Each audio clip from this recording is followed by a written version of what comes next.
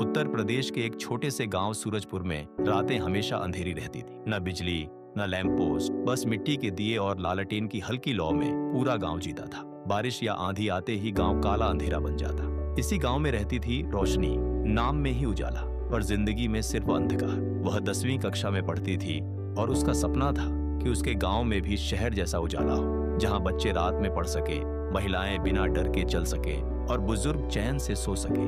हर रात जब वह लालटेन की पीली रोशनी में किताब पढ़ती तो माँ कहती, बेटिया इतना क्या पढ़े जाती है, गांव में बिजली तो आने से रही।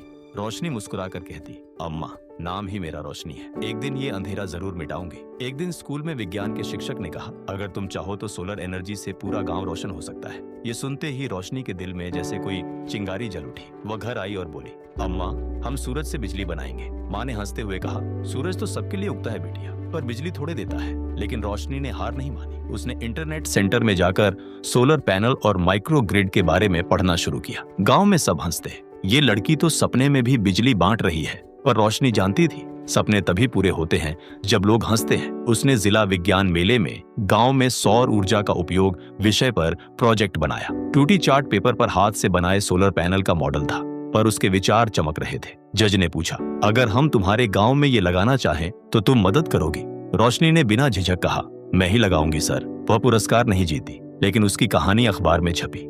एक लड़की जो अपने गांव में रोशनी लाना चाहती है। कुछ महीनों बाद एक एनजीओ उसके गांव पहुंचा। उन्होंने कहा, हम सौर ऊर्जा से गांव में बिजली लाने की योजना चला रहे हैं, हमें कोई स्थानीय नेतृत्व चाहिए।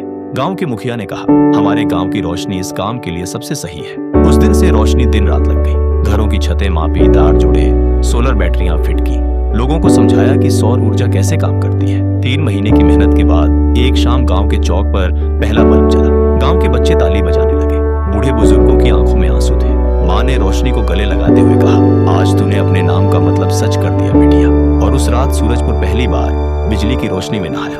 अब बच्चों के स्कूल में पंखे चलने लगे और महिलाएं रात को भी सिलाई कढ़ाई करने लगी। कुछ साल बाद रोशनी ने इंजीनियरिंग की पढ़ाई की और वापस गांव लौटी।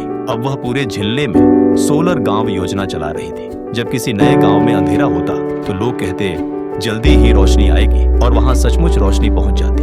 अपनी टीम के साथ, अपनी मुस्कान के साथ और अपने अडिग विश्वास के साथ। तो दोस्तों, इस कहानी से हमें यह सीख मिलती है कि कभी किसी के सपने पर मत हंसो, क्योंकि जो लोग अंधेरे में भी उजाला देखने का हौसला रखते हैं वही दुनिया को रोशनी देने वाले बनते हैं।